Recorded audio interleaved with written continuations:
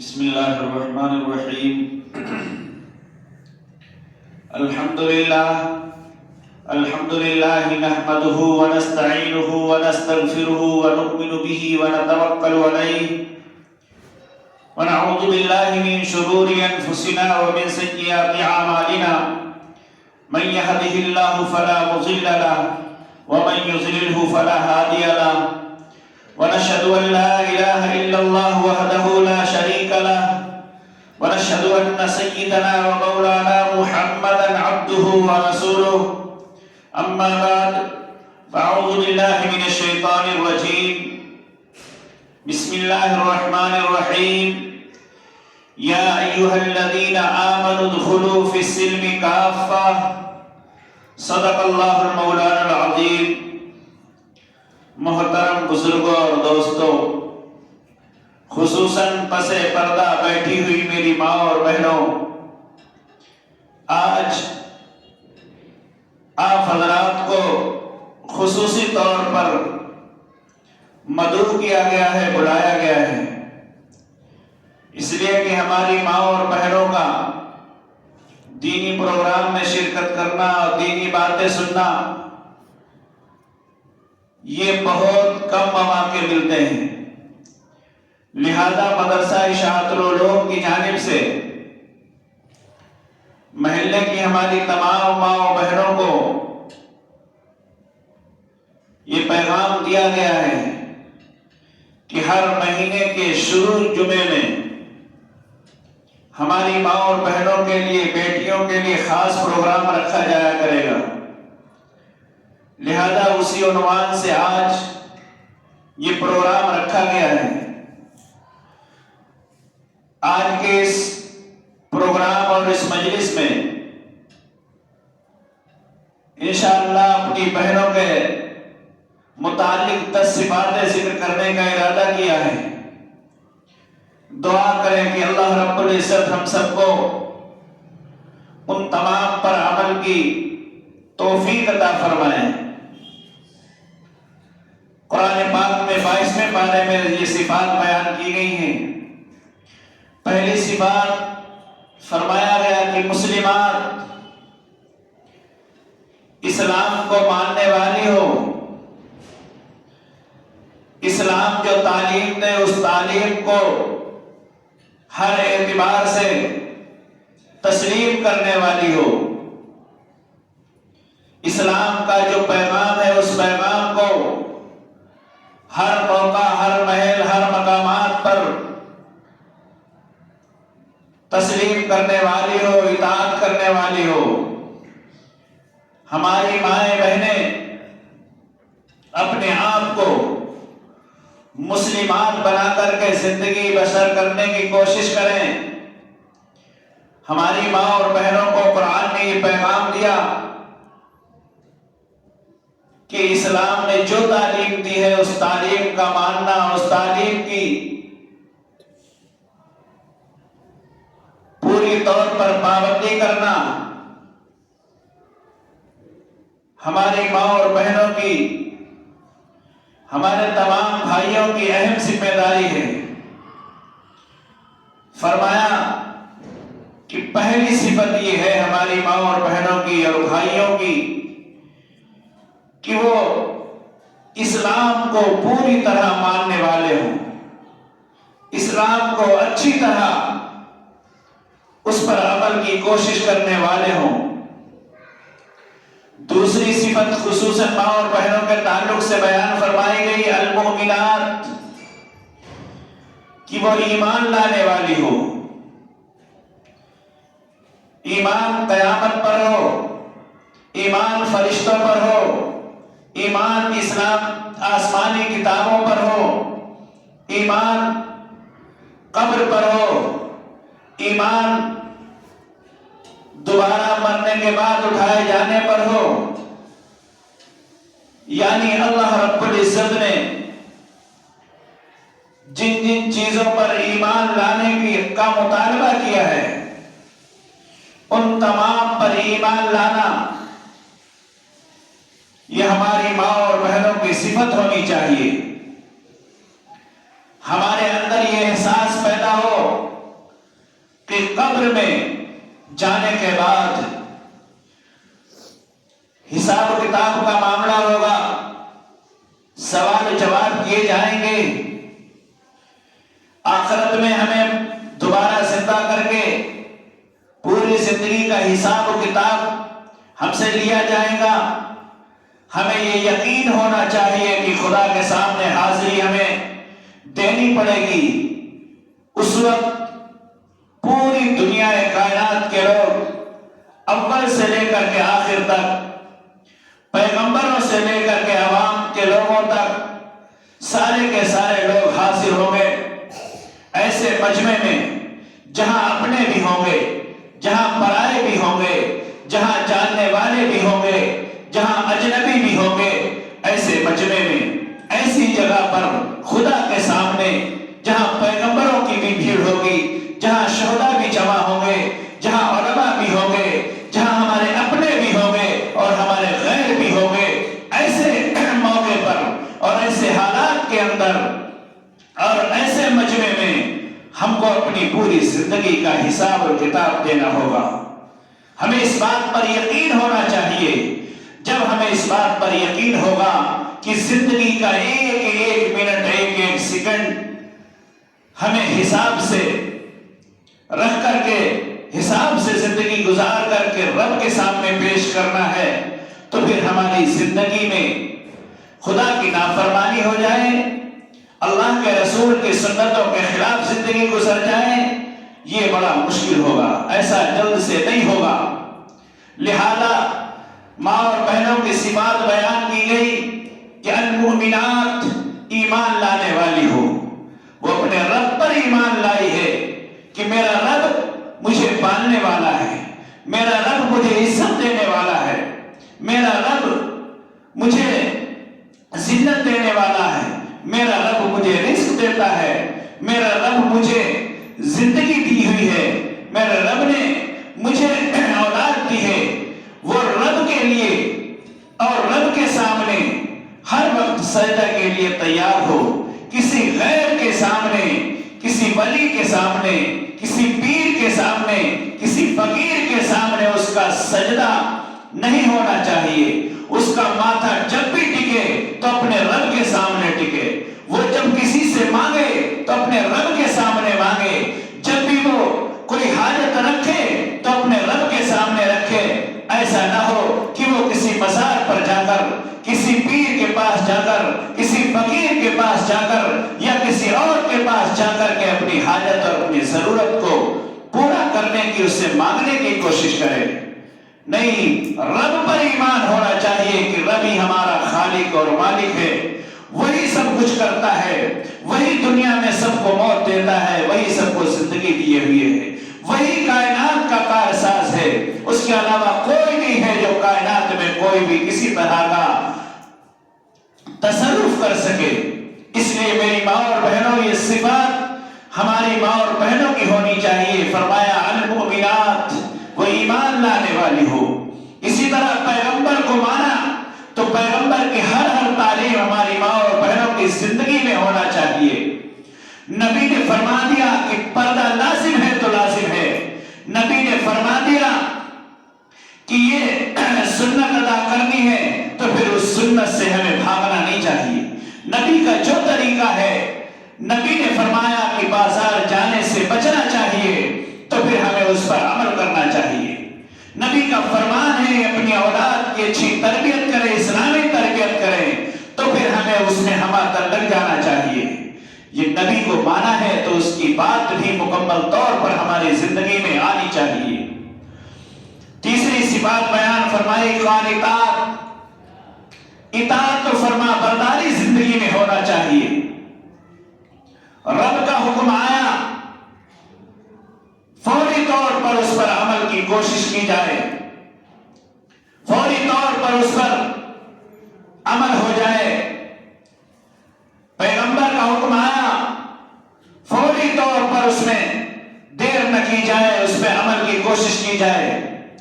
مثال کے طور پر اذان کی آواز آئی، مؤذن صاحب کی آواز آئی، منادی کی آواز آئی، اذان سننے کے بعد ہمارے اندر یہ صفت ہونی چاہیے کہ فوری طور پر ہم اپنے مردوں کو، اپنے جوان بچوں کو، اپنے محلے کے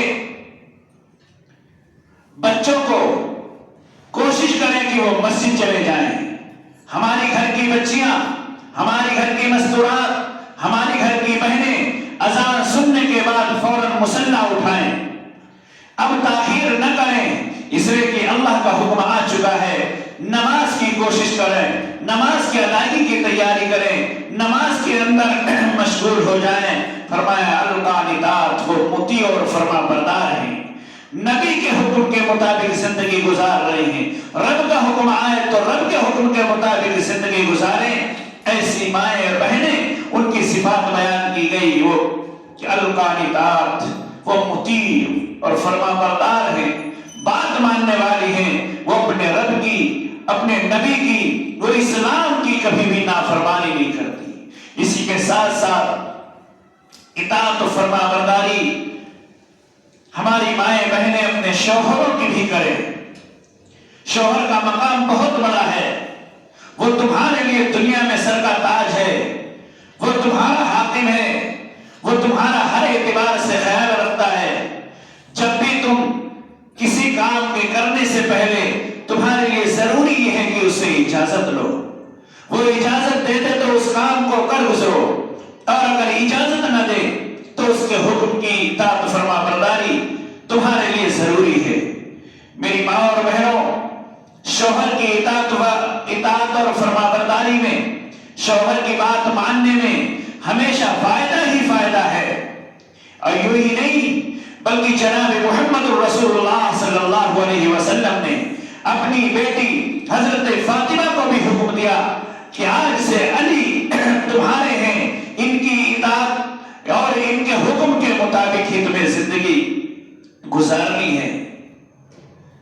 یہ کہیں تو گھر آ جانا، یہ کہیں تو ہمارے در پہ آ جانا، اور اگر نہ کہیں فاطمہ تو علی کے گھر ہی زندگی گزار دینا. اور ایسا ہوا ہے کہ نبی ایک دن پہنچے، حضرت علی موجود نہیں تھے. حضرت نبی کریم علیہ السلام نے فرمایا کہ فاطمہ میں تمہیں لینے آیا ہوں. نبی پاک علیہ السلام کی تربیت یافتہ بیٹی فاطمہ نے فرمایا ابا جان، علی گھر پر موجود رہی ہیں، ان کی اجازت کی ضرورت ہے. میری ماں اور بہنوں، اس لیے آپ کو اپنے شوہروں کی اطاعت فرما برداری کرنا ضروری ہے. تب یہ صفت پیدا ہوگی اطاعت فرما برداری والی. جو قرآن میں قانتات کہا ہے وہ آپ ہی کے لیے اور ایسی ماں اور بہنوں کے لیے کہ جو رب کا بھی حکم مانے، نبی پاک علیہ السلام کی تعلیمات کو بھی مانے، اور اپنے شوہر کی بھی اطاعت فرما برداری کرے. چوتھی صفت بیان فرمائی صادقات، کہ سچائی کی صفت ہماری ماں اور بہنوں کے اندر ہونی چاہیے، بھائیوں کے اندر بھی ہونی چاہیے. یہ خصوصی پروگرام چونکہ ہماری ماں اور بہنوں کے لیے ہے، اس لیے میں ان کو مخاطب کر رہا ہوں کہ ان کے اندر یہ صفت سچائی کی، صادقات بہت پختہ اور مضبوطی کے طور پر ہونی چاہیے. اس لیے جو صفت، جو عادت، جو خصلت ماؤں کے اندر ہوا کرتی ہے، قدرتی طور پر وہ منتقل ہو کر کے ہمارے بچوں میں آیا کرتی ہے. ماں جب قرآن کثرت سے پڑھا کرتی ہے تو بچوں میں بھی اس کا نور منتقل ہو جایا کرتا ہے. ماں جب کثرت سے عبادت کیا کرتی ہے تو سجدوں کے اثر اس کی اولاد میں منتقل ہوا کرتے ہیں. ماں جب پابندی سے سچائی کو اپنایا کرتی ہے تو اولاد کے اندر وہ سچائی کے تمام اصول نمایاں ہوا کرتے ہیں. اور یوں ہی نہیں بلکہ ہزارہ بچوں میں یہ تجربہ ہے کہ جب ہماری مائیں بہنیں اپنے اندر جو صفت پیدا کر لیتی ہیں، چاہے وہ صفت اچھی ہو یا وہ صفت غلط ہو اور نافرمانی کی ہو، دونوں صفت بچوں بچوں میں منتقل ہوا کرتی ہیں۔ ایک بزرگ کے پاس ایک بچہ لایا گیا، بچہ بہت رو رہا تھا، چپکے نہیں دے رہا تھا، بزرگ کے پاس لایا گیا، بزرگ نے قرآن پاک کی کچھ آیت پڑھی اور اس کو بھیج دیا۔ کچھ دیر کے بعد بچہ پھر رونا شروع ہو گیا، روتے روتے پھر پریشان کر دیا اپنے ماں باپ کو۔ پھر بزرگ کے پاس آئے اور کہنے لگے یہ بچہ بہت رو رہا ہے، ماں بھی پریشان ہے، باپ بھی پریشان ہے، گھر کے تمام افراد پریشان ہیں، آپ بتا دیجئے کہ آپ نے کان میں اس کے کیا کہا، کیا پڑھا تھا، تاکہ ہمارا بار بار آنا یہاں تک مشکل ہے اور آپ کو بھی ہم زحمت میں ڈالتے ہیں، لہذا آپ بتا دیں۔ بزرگ صاحب نے فرمایا یہ بچہ جب تک یہ اپنی ماں کے پیٹ میں تھا، اس کی ماں کثرت سے قرآن پاک کی تلاوت کیا کرتی تھی، جس کا نور اس کے دل کے اندر اتر گیا، اسے سرور ملتا تھا، سکون ملتا تھا، یہ بہت مطمئن تھا۔ لیکن جب یہ بچہ پیدا ہوا، اس کی ماں ناپاک ہو گئی، اس نے قرآن پڑھنا چھوڑ دیا، اسے غذا ملنا چھوٹ گئی۔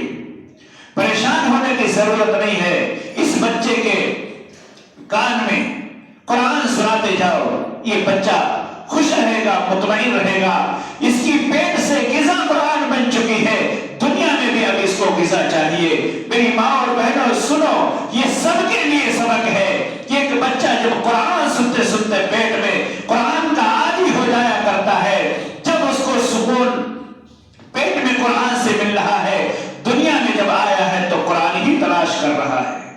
آج بھی اگر ہماری مائیں بہنیں قرآن کو اپنے سینے سے لگائیں، سچائی کو اپنے سینے سے لگائیں، پیار اور محبت کو سینے سے لگائیں، اپنے بڑوں کا ادب اور بڑوں کی تربیت، بڑوں کی خدمت سینے سے لگائیں، تو یقیناً یہ ساری کی ساری عادتیں ہمارے بچے میں ضرور منتقل ہوگی۔ اس لیے فرمایا کہ ماں کا سچا ہونا، صادقات ہونا ضروری ہے، تاکہ بچوں میں بھی وہی صفات، وہی عادت منتقل ہو۔ پانچویں صفات بیان فرمائی گئی کہ صابرات، صبر کرنے والی ہو۔ صبر دو طرح سے ہوتا ہے، کسی گناہ کی وجہ سے، کسی نافرمانی کی وجہ سے، کسی اور پریشانی کی وجہ سے بھی صبر کیا جاتا ہے۔ مثال کے طور پر کسی گناہ کو چھوڑنے پر بھی دقت اور پریشانی ہوتی ہے، وہ صبر بھی صبر ہے۔ کسی پریشانی پر اپنے آپ کو صبر سے متصف کرنا اور یہ سمجھنا کہ یہ رب ہے، یہ رب کا حکم ہے، یہ اللہ کی جانب سے فیصلہ ہے، اللہ کو ایسا ہی منظور تھا، ہم اس پر راضی اور خوش ہیں، یہ صبر کہلاتا ہے۔ اور ایک صبر وہ ہے کہ شیطان اور نفس جھنجھوڑ رہا ہے، وہ کوشش کر رہا ہے کہ بد نظری کر لے، وہ کوشش کر رہا ہے کہ کوئی گناہ کر لے، وہ کوشش کر رہا ہے کہ چوری کی طرف ہاتھ بڑھے، وہ کوشش کر رہا ہے کہ چوری کی طرف پیر بڑھے، وہ کوشش کر رہا ہے کہ غیبت کی طرف زبان چلے، وہ کوشش کر رہا ہے کہ دل کے اندر کینہ، بغض اور حسد پیدا ہو جائے۔ لیکن نہیں، ہم نے یہ سوچ کر کہ رب کی نافرمانی ہوگی، اللہ کی نافرمانی ہوگی، یہ تمام شیطان کے حملے اور اس کا فریب اور مکر سمجھتے ہوئے اور اپنے آپ کو بچاتے ہوئے صبر کیا، گناہ نہیں کیا۔ کتنے بھی پریشانی آئی، کتنے بھی حالات بدلے، کتنے بھی صدمے آئے، لیکن کبھی اللہ کے سامنے شکوہ نہیں کیا، کسی کے سامنے روئے نہیں، کسی کے سامنے آہ و بکا نہیں کیا، اور ہمیشہ یہ سمجھا اور ہمیشہ یہ دل میں تسلی تسلی رکھی کہ رب کا حکم ہے ہمارے لیے بہتر اسی میں ہے، اس لیے کہ وہ حاکم بھی ہے اور وہ حکیم بھی ہے۔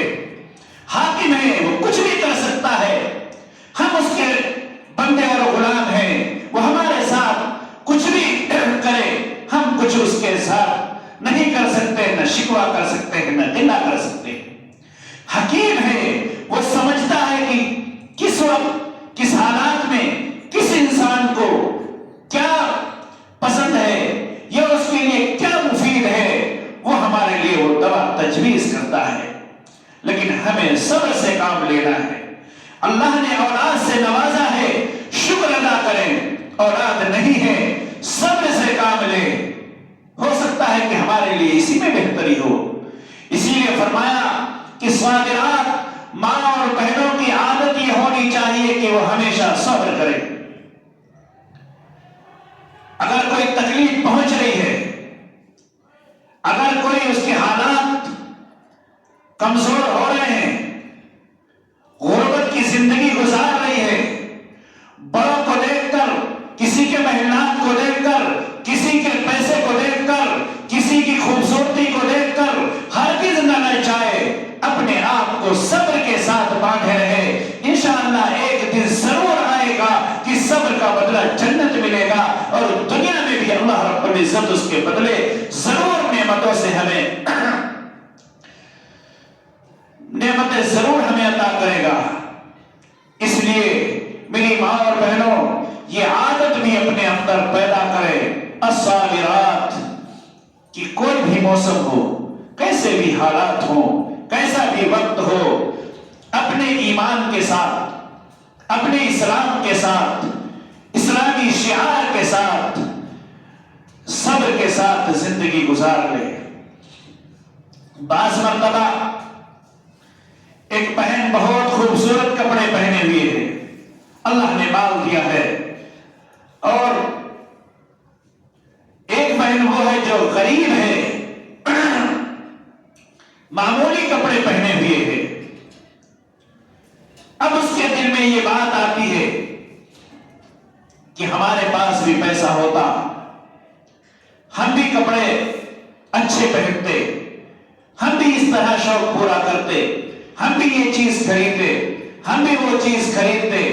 میری ماں اور بہنوں، اگر کبھی بھی اس طرح کے خیالات دل میں آنے شروع ہو جائیں تو فاطمہ زہرا کی سیرت کو پڑھنا، حضرت خدیجہ کی سیرت کو پڑھنا، حضرت اسماء کی سیرت کو پڑھنا، حضرت رقیہ کی سیرت کو پڑھنا، کہ وہ صحابیات ہیں کہ جنہوں نے سب کچھ ہونے کے باوجود، شہنشاہ کائنات کے گھرانے کے ہونے باوجود اور ان کے اہل و عیال میں سے ہونے کے باوجود بھی کبھی کبھی ایسا ہو جاتا تھا، کئی دن انہوں نے پھاکے سے زندگی گزاری ہے، لیکن کبھی کسی بادشاہ کی لڑکی کو دیکھ کر، کبھی کسی بادشاہ کی بیوی کو دیکھ کر کے ایسا ہرگز نہ سوچا، اس لیے کہ ان کے ذہن میں یہ بات تھی کہ آج جیسی زندگی گزر رہی ہے یہ گزر جائے، اس لیے کہ آخرت کی زندگی اصل زندگی ہے، وہ زندگی ہماری سب سے بہتر اور اعلیٰ ہو جائے۔ میری ماں اور بہنوں، ہمیں بھی یہ سوچنا چاہیے کہ اللہ کا فیصلہ ہے، کوئی غریب ہے تو کوئی امیر ہے، کوئی مالدار ہے، کوئی بیچارہ قداگر ہے، کوئی محلات میں رہتا ہے تو کوئی جھوپڑی میں رہتا ہے، کوئی سنگ مرمر میں رہ رہا ہے تو کوئی جھوپڑیوں میں رہ رہا ہے، یہ تو اللہ کا فیصلہ ہے۔ یہ زندگی سب کی متفرق اور الگ الگ ہے، لیکن یاد رکھیے آخرت میں سارے کے سارے لوگ ایک ہی ہوں گے۔ جن لوگوں کی یہ صفات ہوگی وہ سارے کے سارے اللہ رب العزت کے محبوب بندے اور بندیاں ضرور رب کے سامنے ملیں گے۔ اس لیے میری ماں اور بہنوں، یہ صفات پیدا کرے، صابرات، صبر کریں۔ کبھی ایسا ہوتا ہے جوان بیٹی ہوتی ہے گھر میں اور کسی کی شادی رچی ہوئی ہوتی ہے، محلات میں کسی کا جہیز سج رہا ہے، کسی کے گھر میں شہنائیاں بج رہی ہیں، کسی کے گھر میں اور دوسری تمام خوشیوں کی آوازیں آتی ہیں۔ ہماری وہ بیٹیاں، ہماری وہ بہنیں جن کے باپ کے پاس اتنا پیسہ نہیں ہے یا جن کے بھائیوں کے پاس اتنا پیسہ نہیں ہے کہ وہ اپنی بہنوں کو بڑا سا سامان دے کر، بڑی بڑی گاڑیاں کو رخصت کرے. وہ پہلے رات کی تنہائی میں یہ سوچ کر کہ ہمارے والد کے پاس یہ سامان، یہ گنجائش ہوتی تو یہ سامان ہوتا، ہمارے والد بھی ہمیں کسی نیک اور صالح لڑکے کے ساتھ نکاح کر کے رخصت کر دیتے. وہ یہ سوچ کر کے رویا کرتی ہیں. میں یہ پیغام ان بہنوں تک پہنچانا چاہتا ہوں کہ آپ کو گھبرانے کی ضرورت نہیں ہے، آپ کو پریشان ہونے کی ضرورت نہیں ہے. آپ یہ سوچ کر کے آنسو بہا رہی ہے کہ میرے والد کے پاس یہ سامان اور یہ گنجائش ہوتی تو میرا بھی کسی نیک صالح لڑکے کے ساتھ رخصت ہو جاتی، میں بھی نکاح کر کے چلی جاتی. یہ ہرگز نہ سوچ کر کے، بلکہ رب کے سامنے اپنی درخواست رکھیے، رب کے سامنے روئیے، اپنے آنسو رب کے سامنے بہائیے اور کہیے اے الہ العالمین، تو نے جو زندگی دی تھی اس زندگی کے مختلف حصے ہیں، ان حصوں میں جوانی کا حصہ ہے اور جوانی کے حصے کا تقاضا ایک نکاح ہے. مولا کریم اب وہ وقت آ چکا ہے، تو نے وہ زندگی دے دی ہے، اب ہماری رخصت کے لیے بھی انتظام کر دے، ہمارے نکاح کے لیے بھی انتظام کر دے. اس لیے کہ میرا بھائی بھی پریشان ہے، میرے والد کی نیندیں اڑی ہوئی ہیں، میری ماں بھی رات کو سوچ سوچ کر کے آنسو بہایا کرتی ہے. میری ماں اور بہنوں، ایک رات تم آنسو بہاؤ رب کے سامنے، دنیا والوں کی فکر نہ کرو. مولا کریم ضرور تمہاری مدد اور نصرت کرے گا. اللہ رب العزت کسی کی دعاؤں کو اور کسی کی درخواست کو، کسی کی عاجز و انکساری کے ساتھ کیے بھی درخواست کو رب کبھی ضائع نہیں کیا کرتا. میری ماں اور بہنوں، صبر کے ساتھ رب کے سامنے جھکو، کسی دنیا والے کے سامنے نہ جھکو، کسی دنیا والے سے امید نہ رکھو. دنیا والے سے جو امید رکھا کرتے ہیں وہ ذلیل و رسوا ہو جایا کرتے ہیں، اور جو لوگ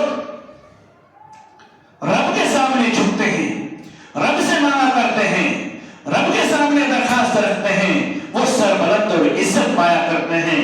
لہذا میری ماں اور بہنوں سے درخواست ہے کہ حالات کچھ بھی ہوں، پریشان ہونے کی ضرورت نہیں ہے، صبر سے کام لیجئے. چھٹی سی بات بیان فرمائی، خاشعات. دل کے اندر عاجزی و انکساری ہونا چاہیے، بڑکپن نہیں ہونا چاہیے، تکبر نہیں ہونا چاہیے. کوئی بہن ہے جس کو پیسہ آ گیا، جس کے پاس عزت آ گئی، جس کے پاس مقامات مل گئے، جس کو بلند ہستیاں کہا جانے لگا، جن کی معاشرے میں قبولیت ہو گئی. اور ماں اور بہنوں، اللہ رب العزت کی دی ہوئی ساری نعمت ہے، وہ جس طرح دیتا ہے سیکنڈوں میں چھیننے پر بھی قادر ہے. رب نے پیسہ دیا ہے تکبر کے لیے نہیں، بلکہ رب نے پیسہ اس لیے دیا ہے کہ اپنے جائز کاموں میں خرچ کر کے میرا شکر ادا کر. کوئی حسین اور جمیل ہے، کسی بدصورت بہن کو اور بیٹی کو دیکھ کر کے اپنے آپ کو نہ اترائے، اس لیے کہ جو خوبصورتی رب نے دی ہے وہ منٹوں میں اس خوبصورتی کو بدصورتی میں بھی بدلنے پر قادر ہے. میری ماں اور بہنوں، خاشعات، رب سے ڈرتے رہو. اللہ نے کسی کو اولاد دی ہے اور کسی کے پاس اولاد نہیں ہے تو اپنے آپ کو یہ نہ سمجھے کہ ہم بہت بڑے اللہ کے قریبی بندے یا بندی ہیں، ہمیں رب کی عنایت حاصل ہے، بالکل اللہ کی نعمت حاصل ہے، رب کی توجہ حاصل ہے. لیکن اپنے آپ کو بڑے نہ سمجھے، اپنے آپ کو اترائے نہ، اس لیے کہ یہ نعمت اللہ رب العزت نے نبیوں کو بھی دی ہے، ولیوں کو بھی دی ہے، اور اس نعمت سے نبیوں اور ولیوں کو محروم بھی کیا ہے. وہ کبھی نعمت دے کر کے آزماتا بھی ہے اور کبھی نعمت دے کر کے وہ ہمیں ڈھیل دیتا ہے. اس لیے فرمایا خاشعات، ہر حال میں صبح اور شام ہو، سوتے ہو جاگتے ہو، رب سے ڈرتے رہا کرو، اپنے اندر خشوع اور خضوع والی زندگی پیدا کرو. اگر رب نے ہمیں نماز پڑھنے کا 5 وقتہ موقع دیا ہے، توفیق دی ہے، تہجد پڑھنے کا موقع مل گیا ہے، قرآن پڑھنے کا موقع مل گیا ہے، تو اپنے آپ کو ولی نہ سمجھے، اپنے آپ کو نمازی نہ سمجھے، بلکہ اپنے آپ کو کسی سے دیندار اور کسی سے پڑھ کر کے نمازی نہ سمجھے، بلکہ یہ سمجھے رب کا یہ توفیق ملا ہوا تحفہ ہے کہ کبھی بھی چھن سکتا ہے. رب اب کبھی بھی کسی کے ساتھ ناانصافی نہیں کرتا، بلکہ وہ اپنے اصولوں کے مطابق ہر بندے کے ساتھ معاملات کرتا ہے، وہ انصاف کرتا ہے، وہ کبھی کسی کے ساتھ ظلم نہیں کرتا۔ ہم اس کی نعمت کو ٹھکرائیں گے، اس کی نعمت پر اترائیں گے، اس کی نعمت کو اگر ہم تکبر کے ساتھ استعمال کریں گے، اللہ رب العزت نہ معلوم کس گہری کھائی میں ڈالے گا۔